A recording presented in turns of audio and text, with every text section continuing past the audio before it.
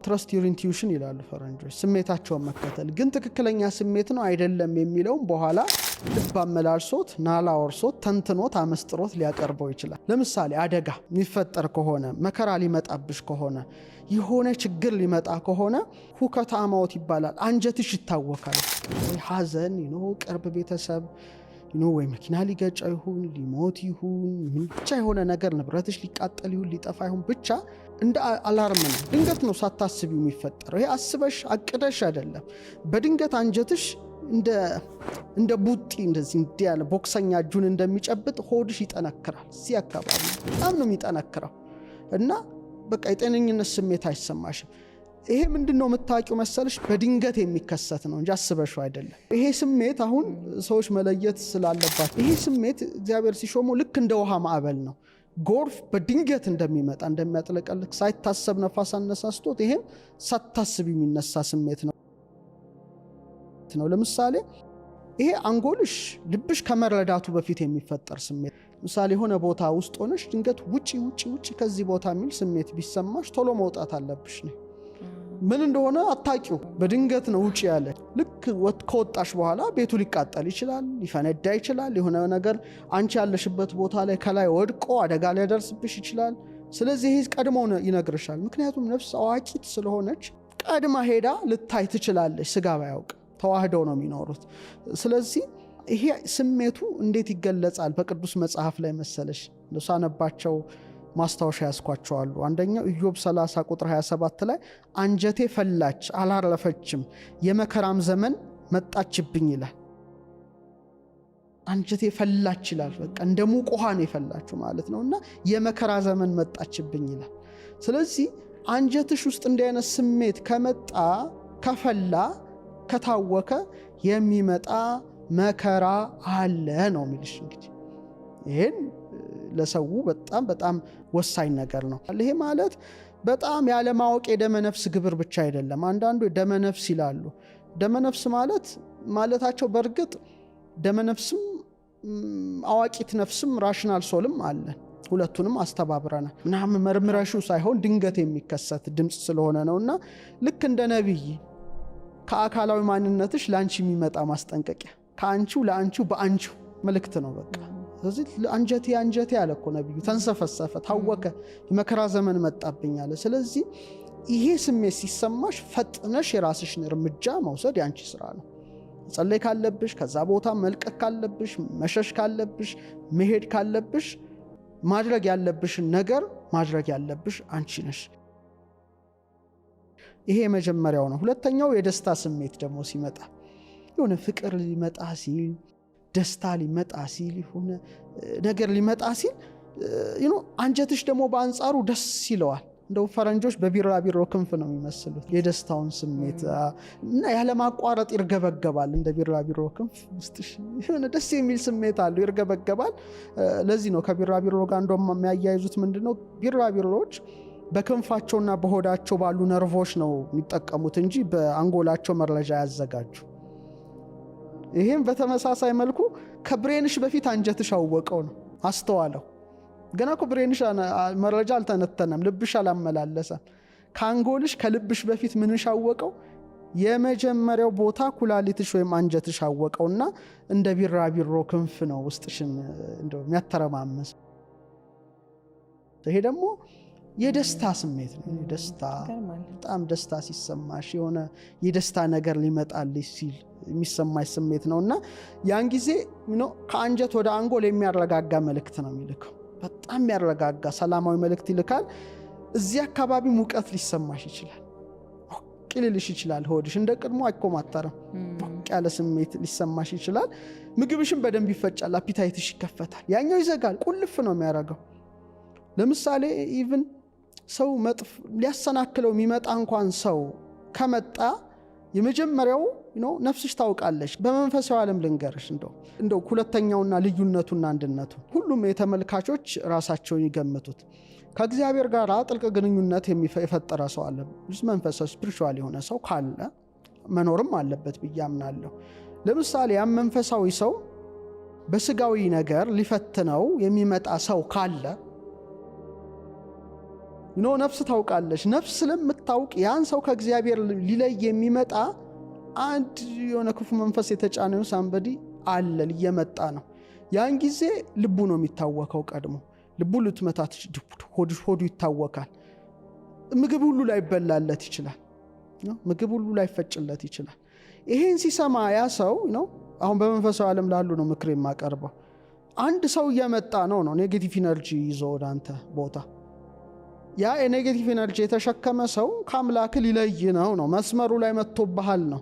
ቶሎ እርምጃ ወይ እንደ ዮሴፍ ሽሽ ወይም ጥፋ ወይም ስልክን አጥፋ አይነት ነው። አሊያ ግን ኢንተርቴን ካረገውና ከተቀበለው መውደቁ አይቀርም። ነፍስ ግን ቀድማ እህል ሁሉ ልዘጋው ትችላለች። በአንጻሩ ደግሞ ደስታ፣ ሰላም እንዲህ አይነት ነገሮች ወደ አንቺ ህይወት ሊመጡ ሲሉ በቃ የምግብ ስሜትሽ በጣም ይከፈታል። በቃ ነቃ ይላል ሰውነትሽ፣ ሊበላልሽም ይችላል። በቃ ያን ጊዜ ማለት ደህንነት ላይ ነው። ተስማምተዋል። ይሄ ነገር ለአንተ የተመቸ ነውና ልክ እንደ የሆነ የተቀደሰ ነገር ወደ አንቺ ፊልድ ኤነርጂ ፊልድ ውስጥ እየመጣ ነው ማለት ነው። ቻርጅ የሚያደርግሽ ያኛው ባትሪሽን ሎ ነው የሚያደርገው። ይሄ ደግሞ ቻርጅ የሚያደርግሽ ነው። ሁለት አይነት ሰዎች አሉ። አንዳንዶቹ ባትሪያችንን ሎ አድርገው ኃይላቸውን አጥተው እኛን የሚያሳጡናሉ። ሁለተኛ ደግሞ ኤነርጂያቸው ከፍ ብሎ እኛን ከፍ የሚያደርገዋሉ። እነዚህኞቹ ደስታና ሰላም ነው በአንቺ ህይወት ውስጥ ሲመጡ የሚሰጥሽ። እነዛኞቹ ደግሞ ኃይልሽን ድሬን ነው የሚያደርጉሽ። መጠውሽ እንድትይ ነው። ከነሱ ጋር ብትይም ብታስቢም ብሰሪም ኃይልሽ ተመጦ ነው የምትገቢው። ይሄኛው ግን በአንጻሩ ስለሆነ ይሄኛው ስሜት በጣም እንደ ቢራቢሮ ኮረራን ከሰማን በቃ ደስታ መጥቷል ምን እንደሆነ እናቀው። ውስጥሽን ማድመጥ የራስሽ ስራ ነው። ራስሽ ስራን በአግባቡ ካልሰራሽ መዘሩትን ማጨድ ያለ ነገር ነው። ምንም ልናመልጠው ማንችለው ሀቅ ነው። ስለዚህ የመጀመሪያው የሐዘን ስሜትን በዚህ መልኩ ከመጣ የራሳቸው እርምጃ፣ የደስታ ስሜትን በዚህ መልኩ ምክንያቱን እኮ አታቂም። እዚህ ላይም እኮ ምን እንደሆነ እኮ አታቂም። ስሜቱ ነው የሚሰማሽ እዚህ አካባቢ። ግን ሶስተኛውና ከባዱ የክህደት ነው። ክህደት ለምሳሌ ባለትዳር ናቸው እንበል፣ ሁለቱ ባልና ሚስቶች ናቸው። አንዱ እግዚአብሔር የማይወደውን መተማመንን ሊሰብር የሚችልን ኃጢአት ሊፈጽም ይችላል። በዛ ሰዓት ወይ ባል ሊሆን ይችላል ወይ ሚስት ልትሆን ትችላለች ከሌላ አካል ጋር። ያን ጊዜ አንጀትሽ መኮማተር ብቻ ሳይሆን ይወድቃል ስሜቱ። በቃ በጣም ከባድ ስሜት ነው። ያቃል በቃ ምንም አንድነቱን ሲያፈርሰው የሆነ ነገር እንትን ሲልሽ፣ ይሄ ደግሞ እንደ ቅድሙ መንሰፍሰፍ ሳይሆን መውደቅ ጭምር ስሜት ነው ያለው። ይሄኛው ከባዱ ስሜት ነው። ስለዚህ ይሄ ማለት የሆነ ጥብቀትሽን ጽናትሽ አተሻል ነው፣ አንድነትሽን አተሻል ማለት ነው። እና ለምሳሌ ምንድነው የሚሰማሽ? ወዲያው ምን እንደሆነ አታውቂም፣ ብቻ የመሰረትሽው የገነባሽው ነገር ልክ ሲናድ አይነት ነው።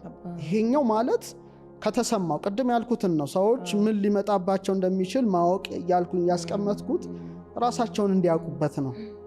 እና የገነባሹ ነገር ሲፈርስ ይሄ ስሜት ሊሰማሽ ይችላል። ምን ይሆናል? ይሄ አንጀትሽ ክፍል ቅድም ሙቀት ነው አይደል ያልኩት፣ ይሄ ደስ የሚል ሙቀት።